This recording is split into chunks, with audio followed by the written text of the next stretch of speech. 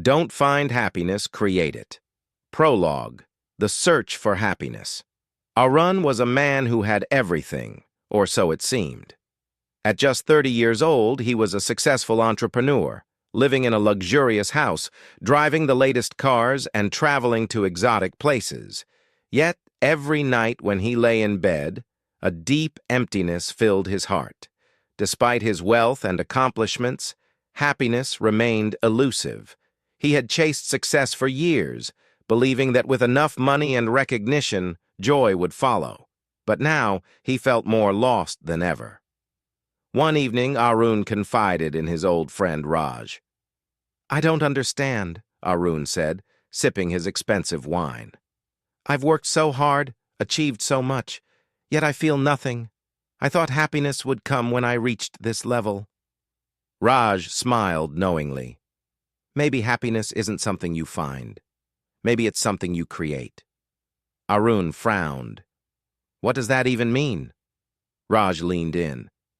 "There's a sage who lives in a monastery far from here. People say he understands the secret of happiness. If you really want answers, go see him." Arun hesitated, but deep down knew he had no choice. The very next day, he set out on a journey to find the wise sage. Chapter 1. The Meeting with the Sage.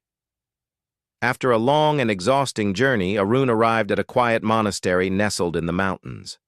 The air was crisp, the surroundings peaceful, and a sense of calmness filled the place.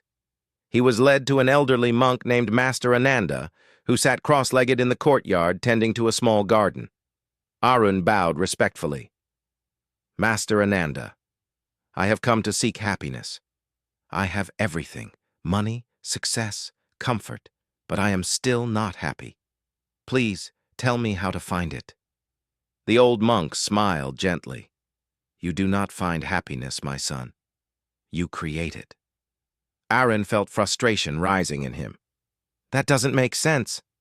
Happiness should come when we achieve something, right?" Master Ananda shook his head. "Happiness is not a reward at the end of a journey. It is a seed you plant every day. Stay here for a while and I will teach you."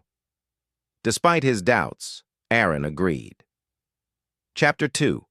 The First Lesson. Gratitude. The next morning, Master Ananda gave Arun a simple task. "Today, live as if you have nothing, and be thankful for every small thing you receive." Arun scoffed at first, but did as instructed.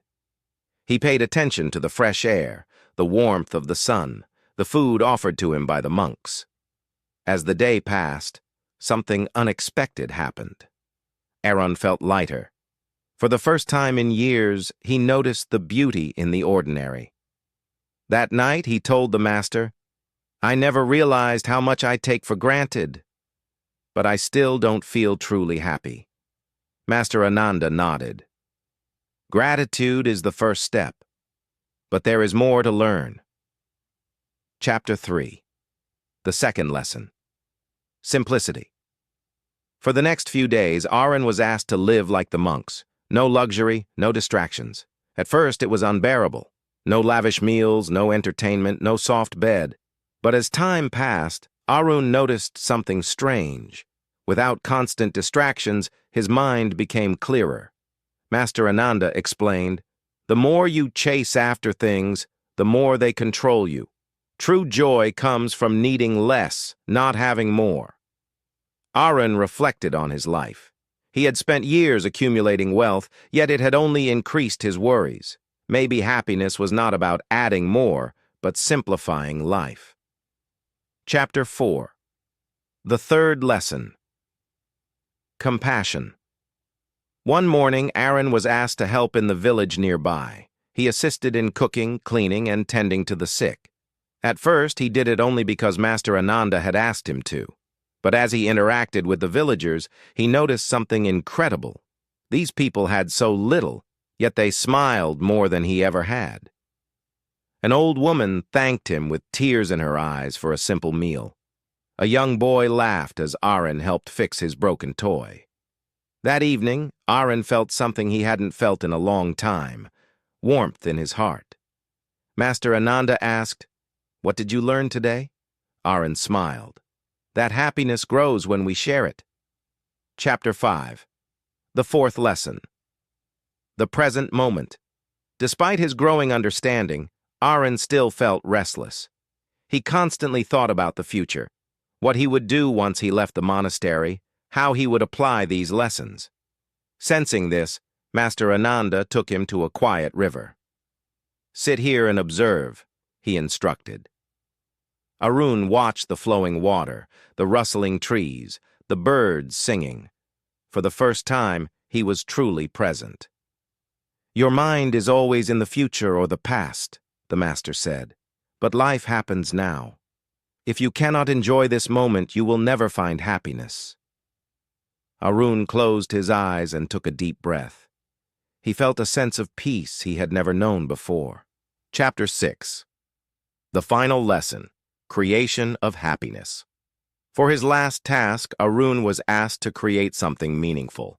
He decided to plant a small garden in the monastery. At first it felt pointless, but as he worked, he found joy in the process. Day by day, the garden flourished, and so did Arun. He realized happiness wasn't a destination. It was in the act of creating, of growing, of giving.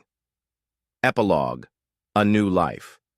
After weeks at the monastery, Arun returned home. But he was no longer the same man.